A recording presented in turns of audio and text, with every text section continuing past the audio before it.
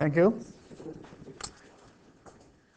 So we are continuing our discussion on inverter speed, and I'll try to introduce stick diagram at the end of this class today.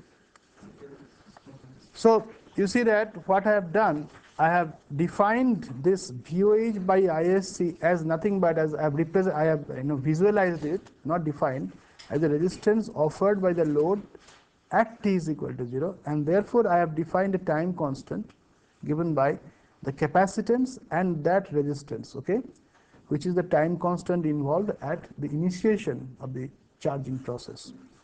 Then in terms of this tau, finally we can write down the same equation number 4. Equation number 4 can be rewritten in the following way, which is dt by tau is equal to du divided by 1 minus u into 1 minus mu,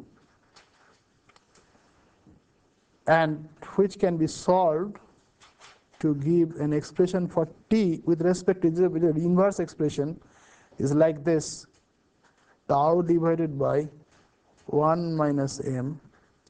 Please verify, please check it.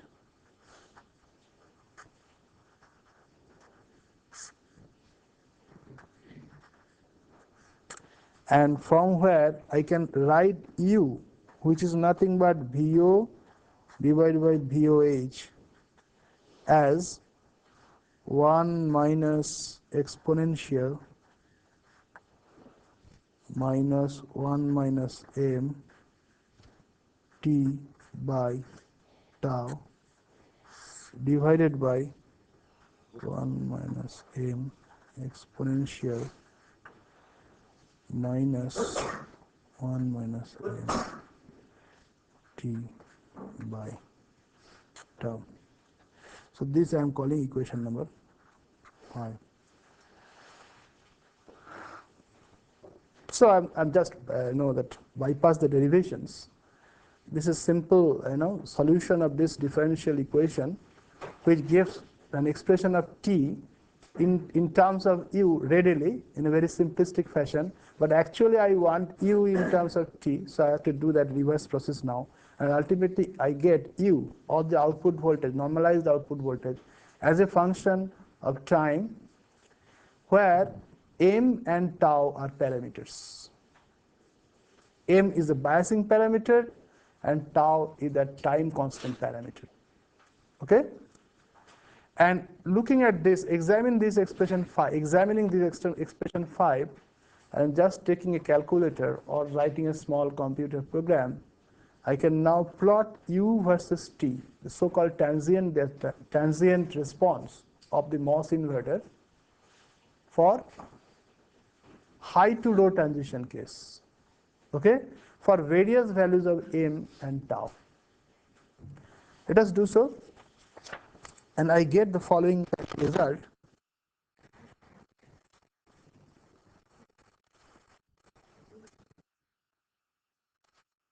This side I am writing u, which is the normalized input voltage. Naturally, this is something 5,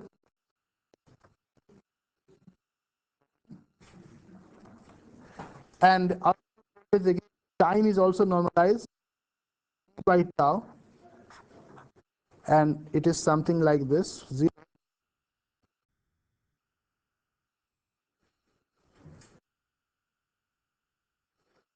4, 8, 12, and like this.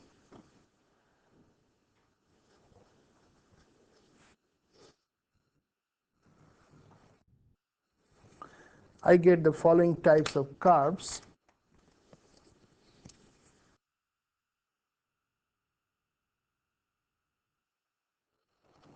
You can make the exact plot, but I'm just drawing a qualitative plot, really speaking. This is not an exact scale kind of thing. Similarly, for 3 other cases,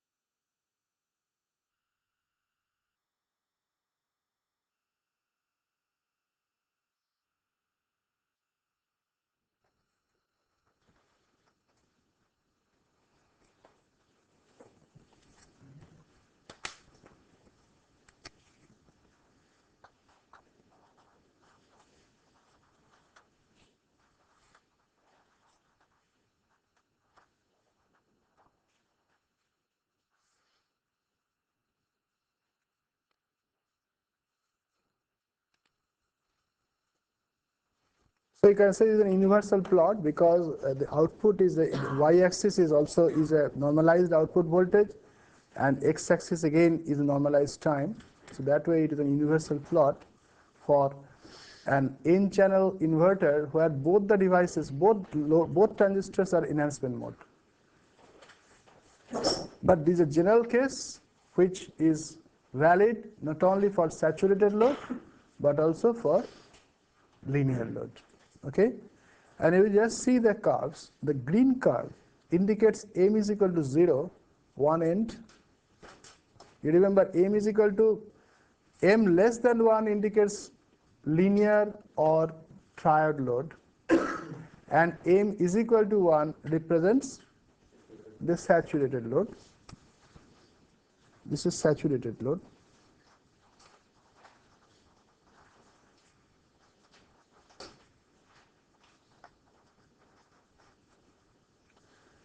So what you can look at this expression and try to see this curve. Whether you get it or not, you can easily visualize it. If you look at this expression 5 and see these curves, you'll find that you can physically interpret that.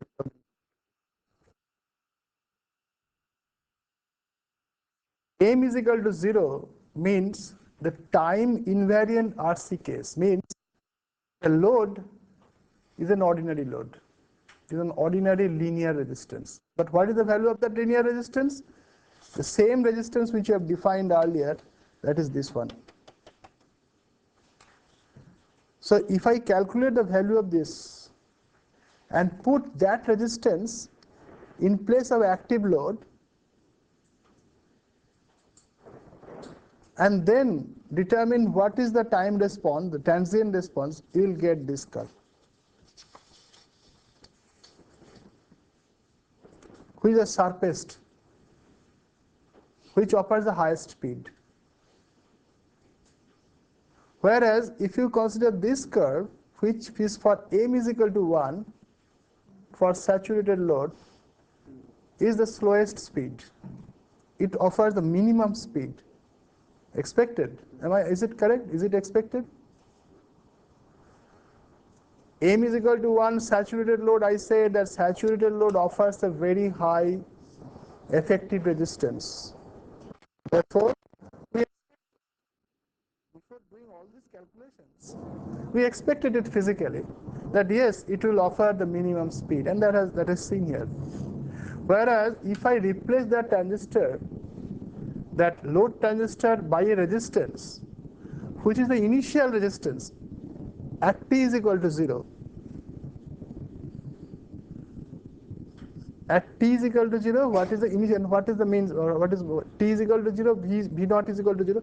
If I just, it is that resistance, then we find that it offers the maximum speed. For intermediate things, for intermediate linear regions cases, you see the speed is gradually improving as I am moving away from the saturated load to more and more linear load. All these things were physically expected. Am I correct? Was it physically expected? But only thing, we now get a mathematical form. Till yesterday, we discussed all these things physically, qualitatively, but we could not estimate the times. But now if I am interested in calculate what is the rise time. Rise time is 0.1 to 90, 10% to 90% rise. I can calculate from here. By looking at this curve, can you tell me which I have ignored that is reflected in this curve? I have assumed that the intrinsic device speed is infinity. And normally you remember in all such curves, initially there is a delay and then it rises. You have seen for all transistors that initial delay is imposed by the intrinsic device speed. And that is not shown here. I have assumed that is very, and that is true for most cases. Unless you go for very, the latest structures, submicron structures, then this is more or less true. That is why this kind of analysis is valid for most of the MOS inverter circuits. This is a simpler form of analysis. This analysis for high to low is simple. But for low to high is rather, it's little bit more complicated. We are not, I shall give just indication. I will not go into the detailed analysis for the lack of time. Consider the high to low transition now.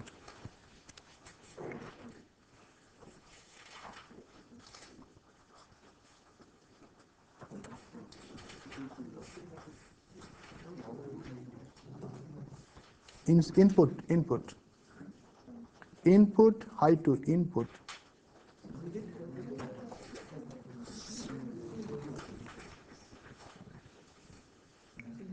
In this case, the input voltage signal is like this.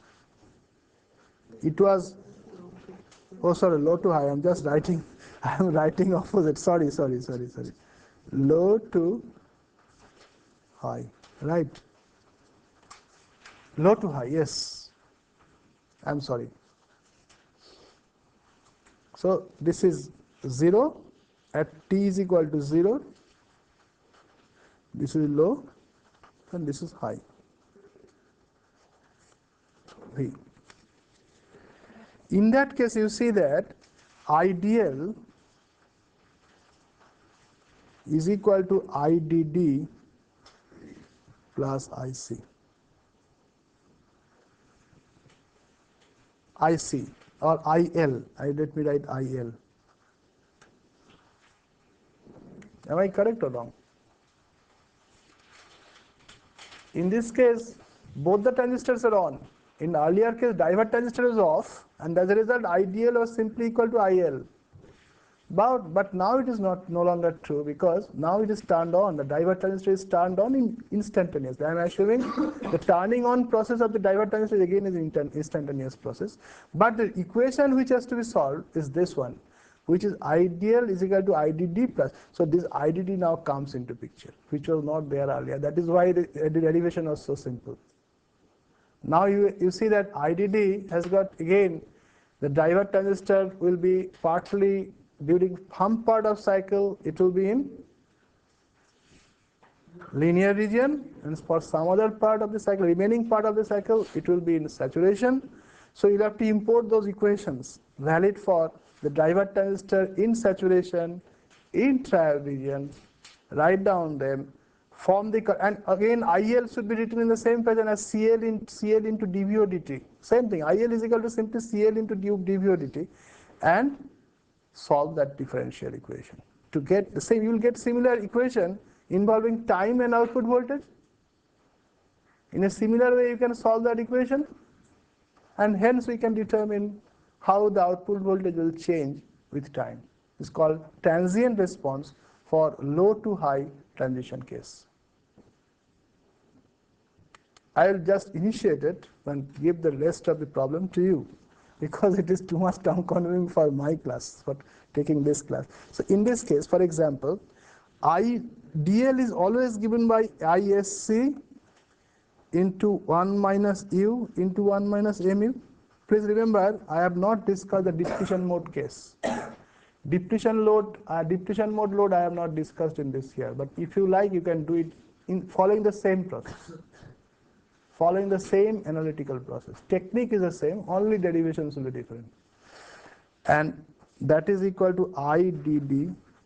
This is general equation, valid for both load region, load, saturated load and triode load, plus CL dV naught dt.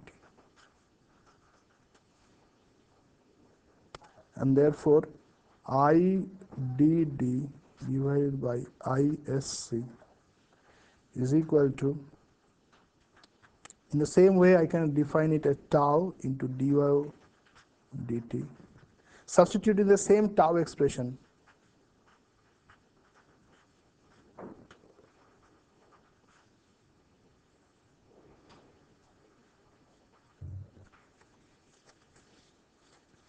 Okay? We can get this, and in the initial phase,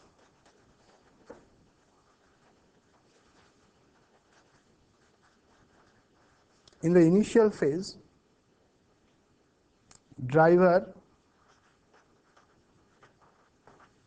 is in saturation. Am I correct? It is now going, output is moving from high to low. Input is moving from low to high, so output is, so initially output is high. So what will be the state of the driver transistor? Initially saturation, because output is high. When you turn it on, when the input is high means the driver is now turned on and output voltage is on the higher side, close to VO, close to VOH. So what is the state of the driver transistor? Saturated state. So you just import the corresponding equation for driver current. So what is that corresponding equation? IDD is equal to beta D by 2 into VI minus VT square, VGS minus VT whole square. Okay? And the corresponding equation for the triode load also you can write. This is valid for the initial phase. And in the final phase, what will be the corresponding equation? In the final phase, let me not write the final phase. So you can write down this equation here now. This one can be substituted. If I call it now equation numbers, I think I have given the last equation 5, no? So it is 6 and this is 7. So substitute 7 into 6. 7 into 6. And you get this following.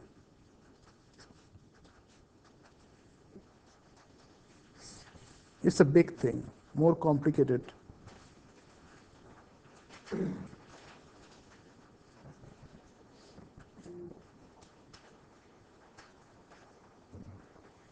That is why I am avoiding all these steps.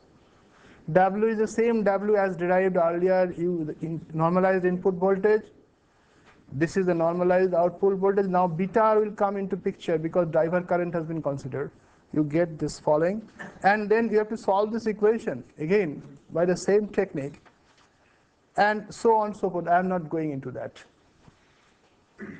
You know that this is an equation which has to be solved. In the same way, you can write down in the final phase, I can call it 8. In the final phase,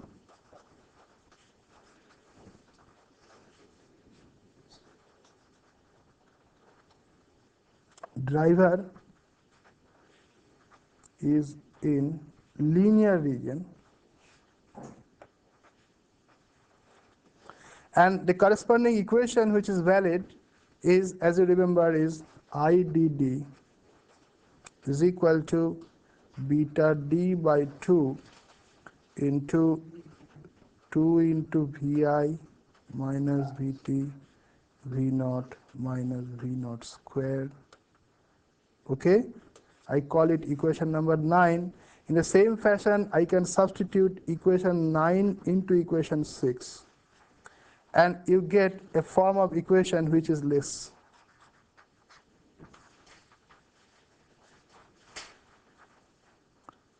Du divided by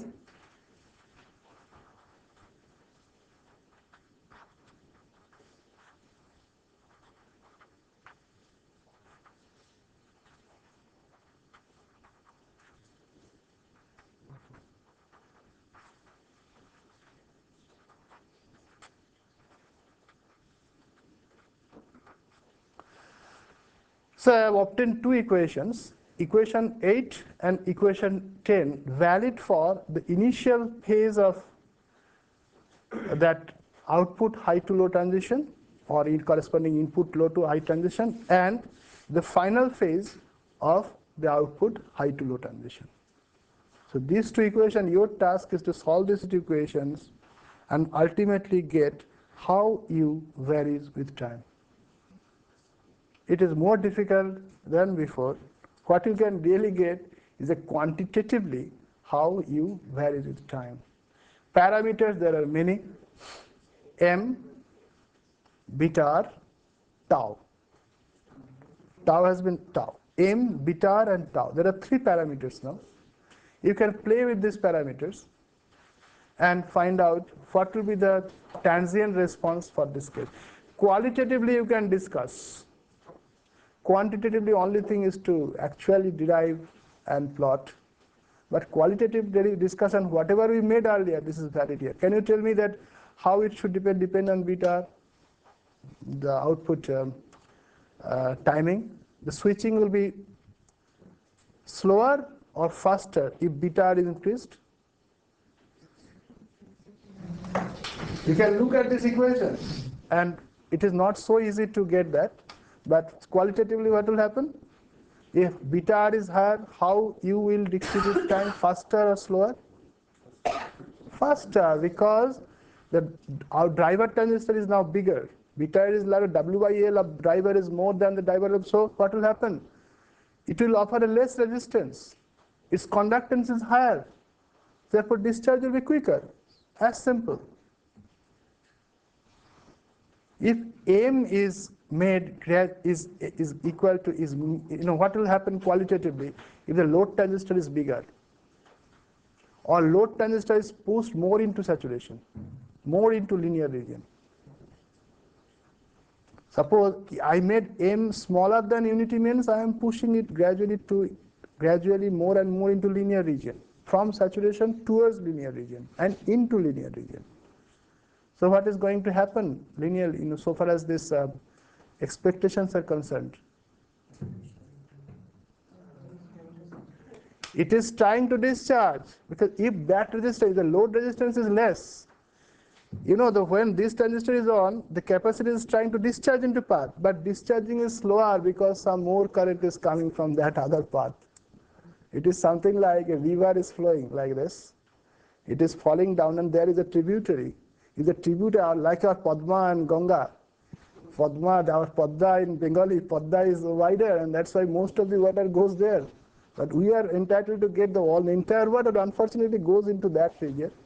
And I have to put a dam here. That's something we are trying to do, but we cannot. There is political problem there, as you know, perhaps. It is the same thing. So naturally, if aim is gradually made more and more less towards zero, it is expected that charging will be, it will not be a quicker charging condition. So that's how, the qualitatively you can expect many things. But now you can see mathematically how it will happen. And it will exactly find, you'll find that mathematics is nothing beyond physics. The physics and mathematics, they are brothers and sisters. So you have to just see that whether they correspond to each other. Just physical, I have seen in my life, as well as anybody who is working, so doing some little bit research, they do the following. Nowadays we are handling big equations. We are not afraid of handling big equations, etc., because of a lot of advances in computers. Okay, but after all, we get a result, and that result can always be physically interpreted. And if I find that result is not somehow not agreeing with my whatever I thought physically, there must be some problem in computation, some problem, error in computer programming. And I have found in my life that simplistic. I never write a program. I give it to the students. But ultimately, I check that whether it is correct or wrong. Because whenever he wants to show, I say, what is the end result? I find that this is the thing. Then I say it is not expected. You check there. And I find that in most cases this happens. And this is true. That is why you don't accept any mathematical result blindly. You always try to interpret it physically. Then when your physical expectations coming from your intuition is more or less agreeing with your mathematical output, then you should be satisfied. And you should check that. If possible, please try to check it. So with this, I will now, I think, pass over to the next topic, means in the same class, the other topic, the stick diagram. Now, before I pass on to the stick diagram, I will give some indications of how to get quantitatively the switching speed, how to derive, how to obtain quantitatively the values of the rise time, fall time, etc., so-called switching speed, or ultimately the, the propagation delay, which is the average of the leading and trailing edge delays, and that is what is called the propagation delay. If you want to estimate, the approach is the same. Always, it is that if it is a capacity, there is advantages. Here in the case of MOSFET, you have a lot of advantage. You are assuming the load is pure capacitance. The load current is always a simple equation, CL dVdt. But if there is a resistance, as will happen in the case of bipolar transistor, there is input capacitance and there is a very reasonably low input resistance. Your equation becoming more complicated. Same thing for in this case also. If you consider a load which is not pure CL, but CL in parallel with an RL, you do the same thing, you'll find the equations are coming to be much bigger. That we are fortunate in MOS because your input capacitance is practically lossless. And the method of approach is the same. So if I now ask you, suppose one of you, you'll find I have got feedback from some students afterward, when they go abroad and get involved in research or some industry, particularly those who are in VLSI industry. I have got feedback from them that yes, this whatever I conveyed to them, that has been very useful there, because now they can write down those equations themselves and get some result. And the approach is the same. Please remember the approach, even if I now give the problem that do the same thing for a depletion mode load, is it impossible for you?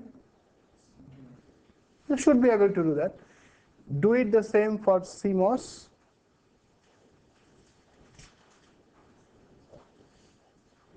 Should be able. But in CMOS case, let me tell you, this way of derivation is a little bit too simplistic, because we normally, if you follow this approach, we are really ignoring the storage in the wells, N wells, charge storage effect in the N wells. CMOS analysis is usually much more complicated than single channel inverter analysis. But you can carry on some analysis by this way and get curves, etc. So you can handle things now independently without saying anything, without anybody's help, if you really can go through this particular step. Approach is identical for everything.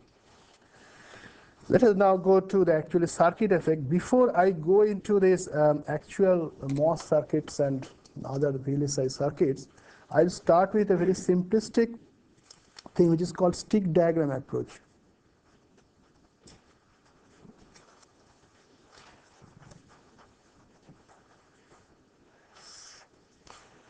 For single channel inverters, you know that to draw a very big circuit, in order to draw a very big circuit, MOS VLSI or a portion of VLSI circuit, using the conventional method of drawing the transistors, etc., etc., it is very cumbersome and it occupies a lot of space. And particularly for VLSI design, therefore, people put forward some other approach to draw the circuit, and that is what is called stick diagrams. What they did, they used three colors. One is a red color. I do not know whether you studied it or not. Some of you may have studied perhaps. One is a red color. I call it poly. And for my discussion, because always you cannot write red, you cannot use red, I will just use dashed line to represent poly in a single color. Either red or a dashed line. Polysilicon film, a polysilicon layer, a polysilicon line. By poly I mean polysilicon line. It is usually the gate material. I am coming to that. Then I use green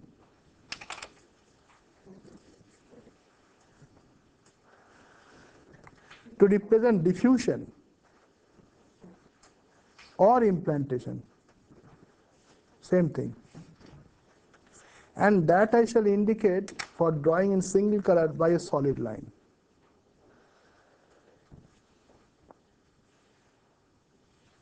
Okay?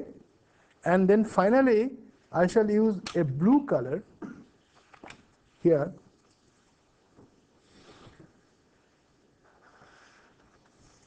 to represent metal. That is conductor.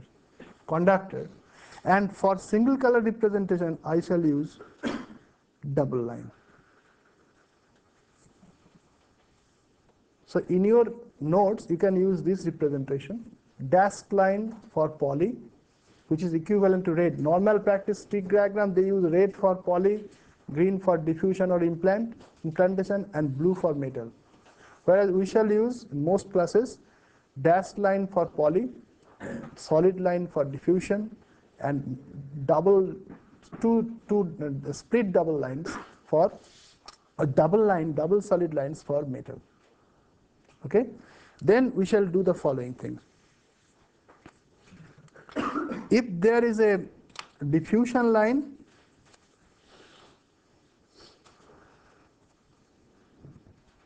and there is a poly line crossing,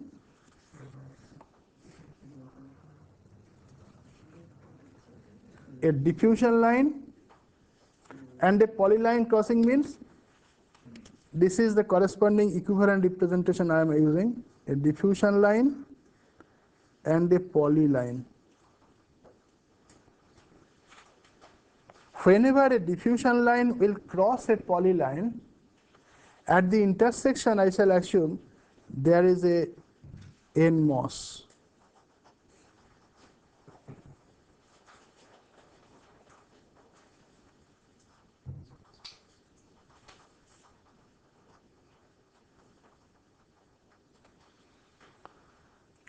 Okay?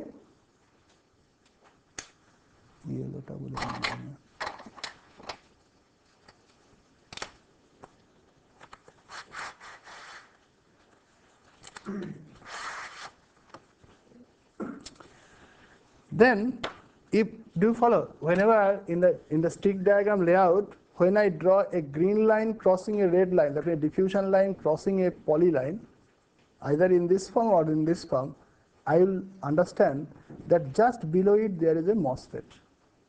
N channel, because this is varied normally for N channel MOSFET, that's normal practice. Okay? Then, if I do again the same thing,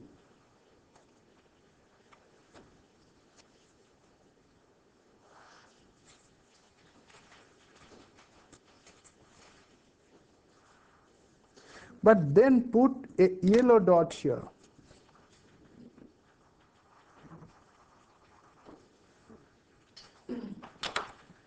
This nMOSFETs are enhancement.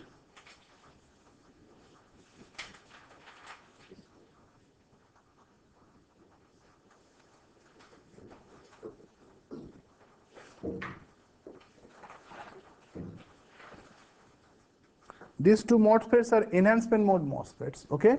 Whereas if I put now a yellow dot here, it usually is a depletion mode in MOSFET.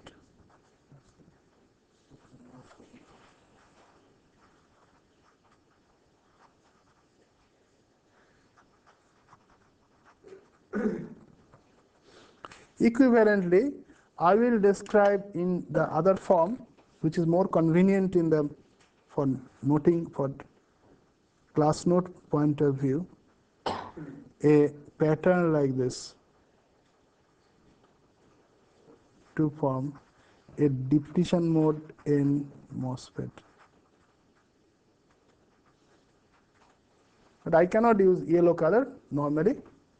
In this very special class I can do, but in your class note it is difficult. So equivalently it will be represented like this. So if a diffusion line is crossing a polyline and there is no such yellow dot, yellow devices means called depletion. There is a name now in the technology. Yellow devices are all depletion mode MOSFETs, yellow transistors. Depletion mode MOSFETs are also called yellow transistors because of this particular nomenclature, which was initially conceived by Mead and Conway, the very Caltech people earlier. So nowadays, of course, it has become a very standard one. And on the other hand, for this one, I am using a book by Amar Mukhopadhyay, VLSI Design Principles, for the subsequent things. Similarly,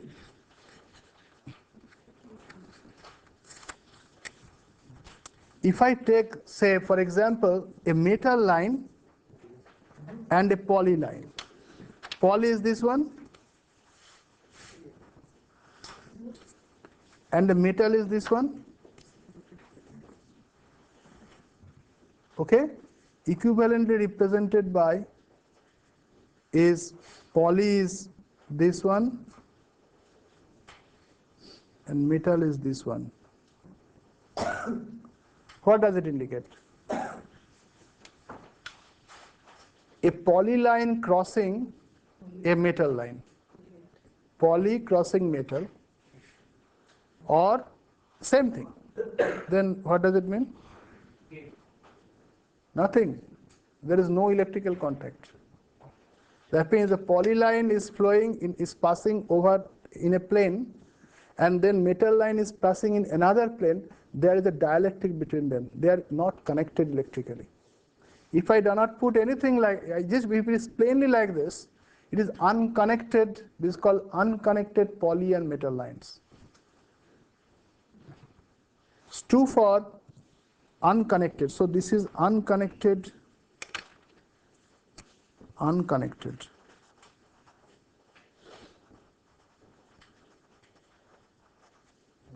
Unconnected. Same thing. However, as we know that today, the technology, they are using 3-level metallization technology. Instead of using a single metal plane, single interconnect pattern for VLSI interconnection, they are using 2 or 3 levels, even 4 levels also. Why? Why people are going for that? Suppose I have a MOS LSI or MOS VLSI with, say, 0.5 million transistors or say 0.1 million transistors. 1 lakh transistors in our language. And these 1 lakh transistors, it has to be interconnected, and this interconnection is the in process here, just the inverse of the PCB process. PCB, it starts with interconnection and then you bond the various chips or transistors. But in this case, we are making all the devices and ultimately we are interconnecting them. And you think of even a small circuit in your lab, when you wear on breadboard, you will find a lot of wires are crossing each other. And think of circuit which consists of about 1 million or at least fraction of million transistors. Can you manage them without any crossovers? You cannot. So what has normally done is in the early days of technology, people are using a single level of metal, but wherever needed, on a metal line, they were putting a dielectric and passing over another thing. Or there was underpass. There are 2 techniques used. One is called underpass method, the other is called overpass method. Overpass means between 2 things there is a dielectric. And underpass is, you know that there may be an N plus diffusion in the substrate, which is oxidized. We put a metal line on the top of it, and that N plus diffusion can be used for another connection. This is called underpass. So that was the technique. But that is why I said that these metal and poly lines, I think I have already told you, the poly line is usually, polysilicon is used as gate material for all MOSFETs today. So using that polysilicon, we make 1 level of interconnect, where all the input lines are provided. All inputs usually are connected to poly level. Then this poly level is separated by, on the poly level we deposit an oxide or dielectric, any dielectric, then deposit a metal film. But we should have interconnection between that we call communication between different levels of metal. And for that what we do? We provide holes. These are called via holes, VIA, via holes or via holes. And through them we produce communication between the various metal levels. And why we are using these metal levels nowadays? Initially it was started with 1 single metal level and some crossovers, local crossovers. But then it was found it is impossible to realize circuits by this technique. And people went for 2-level metallization, 3-level metallization, and now people are speaking of 4-level metallization also. Why? You know that you cannot have many crossovers, then technology will be very difficult. Suppose you are using a single level metallization. Then the number of crossovers you have to design in such a way that the number of crossovers should be minimum or minimal, whatever you call it. It depends. The definition is a little bit different. And if you follow that rigid rule that I have to use minimum number of crossovers, then it is found the effective routing length between the input, between the different bond pads and the circuit, or between different points between different nodes of the circuit, they may be very long. Though the chip may be some 5 mm by 5 mm chip, but some lines may have length which are as long as several tens of centimeters. You just imagine what is going to happen in that case. The effective resistance of those lines will be too long, too high, and the time delays and power dissipation in those things, there will be a lot of drop in this resistance, so there will be some voltage swing problem. There will be a lot of time delays, RC time delays, transmission line delays, as well as there will be some extra power dissipation. So people try to conceive VLSI with much less values of RCs or RC time delays, and that could be done using multi-level metallization. Because in that case, by using, it is something like, that you have a multi-storied building and so many lifts. You can have a IIT Kharagpur, which was in the beginning, initial, when I came, I found that there are very few multi-storied buildings, excepting that towers, etc. Most of the houses here were single-storied, and everything was single-storied. And it was pleasing. Otherwise, that environmentally it was nice. But gradually, I now find that we have now gone into the era of so-called, not really multi-storied, but at least the two new buildings are multi-storied in that sense, and we have been modernized. But now, if you develop a very large building, and there is only one lift, what is the problem? There will be a lot of problems. So therefore, one design normally, when one makes a very large multi-storied building, they have lifts configured. The positioning of these lifts are very important. It is not always needed that you have to put lifts between the ground floor and top floor always. In some cases, you may have to put from between second floor and top floor. So there may be some distribution of these lifts so that the effective communication path, of course, nowadays that need is no longer there because phones and all these things are there. But there is always a need for human interaction. So that way, same thing is done for VLSI circuit. Here, for example, therefore, that must be shown in our stick diagram. In this stick diagram, when I do not have, in the earlier case, you remember, whenever a poly and diffusion crosses, it is understood that there is a MOSFET below it. But in this case, if I do not show anything else, then it is unconnected. All right? As soon as you want to make a connection, I do the following thing.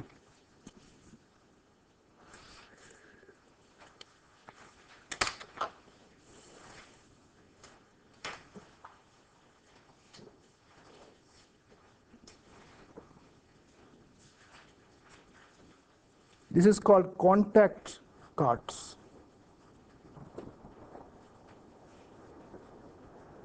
Equivalently like this.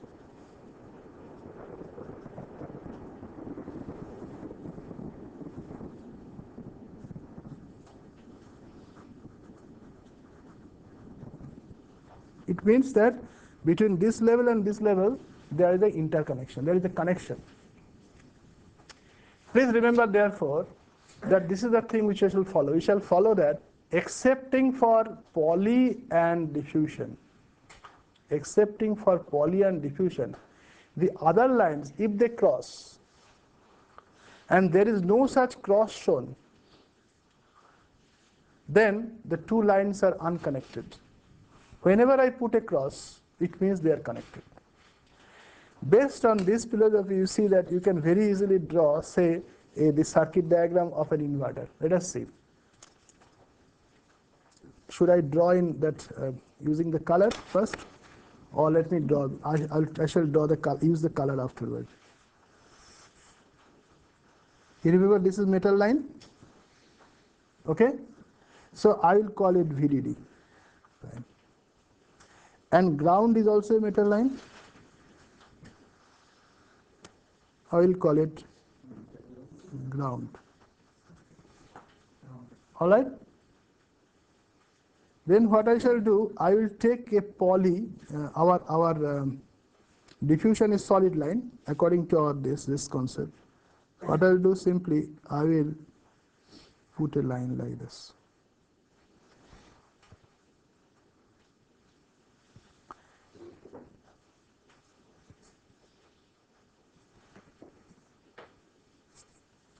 Then I will do the following.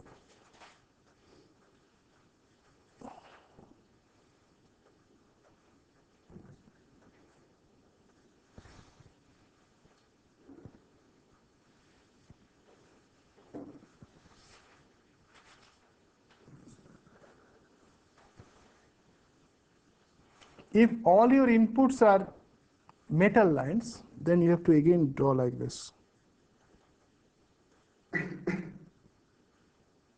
But normally we don't draw those complicated things.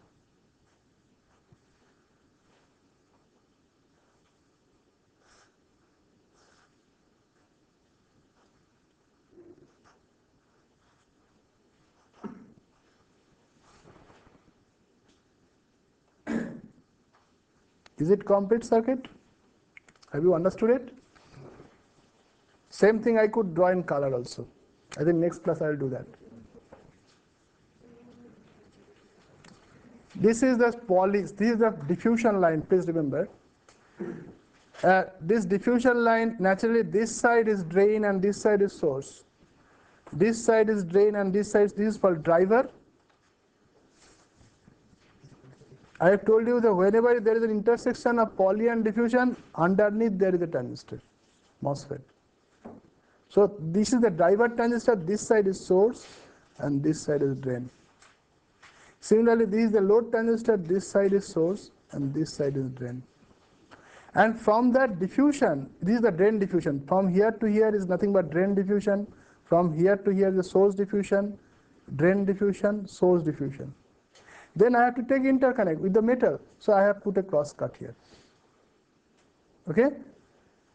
And this diffusion I have prolonged to this side. I could have drawn like this. Instead of drawing like this is a way of drawing. I could draw a metal line like this and put a cross cut to get the output. But how to connect? So the load transistor has not been shown properly. Is it correct? The load transistor has not been shown properly.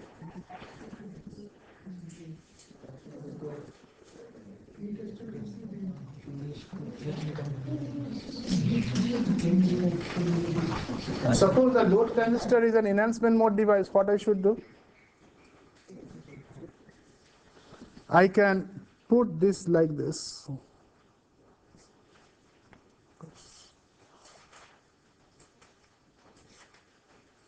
Or I could turn it like this and put a cross here. Whatever I feel, it depends on my layout.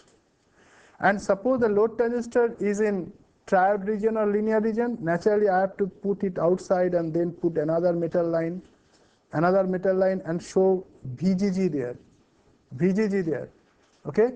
And this is in depletion mode. I will just turn it on and bring it here and cross it. This, in the case of depletion mode transistor, what I have to do? Simply, this is the thing, I bring it here, cross it.